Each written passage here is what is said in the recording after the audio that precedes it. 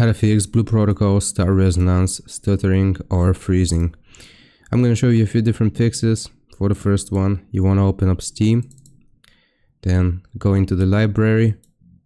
Here you will find the game itself, Blue Protocol, and you want to click on the gear icon. Then select Properties. Make sure this is enabled. Enable the Steam overlay while in game.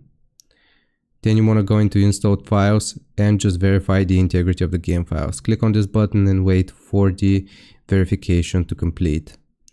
Once you have done this, you will click on Browse. Then you want to open up the folder, find the game, right click, show more options, properties, click on compatibility and enable these three options. Compatibility mode, run this program in compatibility mode 4, leave this as Windows 8. Disable full screen optimizations and run this program as an admin. Click on apply, click on OK. And the last thing that you need to do is open up your computer search for graphics settings. Here you will just search for Blue Protocol. If you can't find it, then what we need to do is go back into the installed files, click on Browse, and you just want to copy this.